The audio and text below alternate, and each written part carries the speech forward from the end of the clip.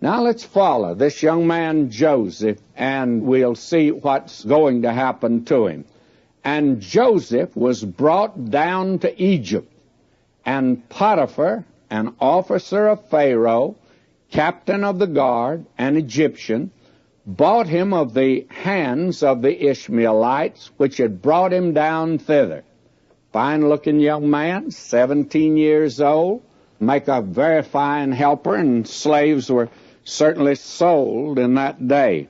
And the Lord was with Joseph, and he was a prosperous man, and he was in the house of his master, the Egyptian. Now, immediately that he gets into the home of Potiphar, an officer of Pharaoh, while the Lord was obviously with him, a blessing came to that home. And his master saw that the Lord was with him, and that the Lord made all that he did to prosper in his hand.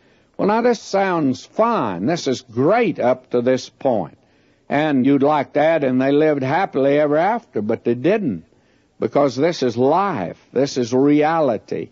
And the child of God's going to encounter temptation and trouble and problems in this world. This is what's going to happen to Joseph. Now notice, verse 4, and Joseph found grace in his sight, and he served him, and he made him overseer over his house, and all that he had he put into his hand.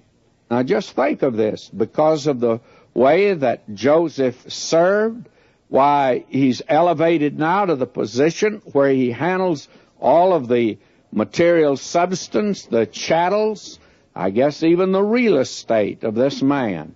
In other words, the man trusted him with everything.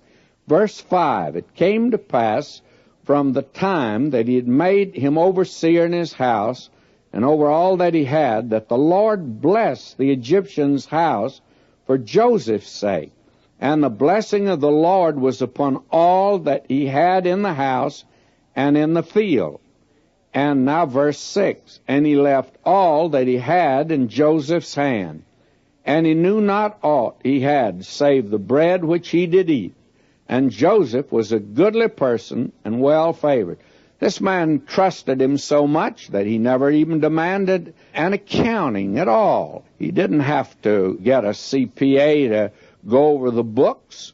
He believed in this young man, and the only thing that Potiphar worried about as an officer of Pharaoh was that he pleased Pharaoh and that he did his job there, and he just let Joseph handle his own personal affairs. Only thing that he knew was that when he sat down at the table, the food was put before him. That's all that he was interested in, because he trusted this young man.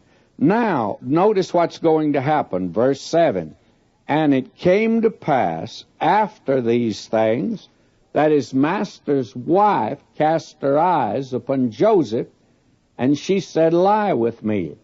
Now, if you'll note here, this man, Potiphar, gave him obviously the full run of his home, palace, and he had charge of everything. And while Joseph was busy, while the wife was busy, but she was busy scheming up. He was a handsome young man. I don't know this, but I have a notion old Potiphar was an old man. That was generally the custom in that day anyway, an old man and a young wife. And so she sees Joseph, and she attempts to entice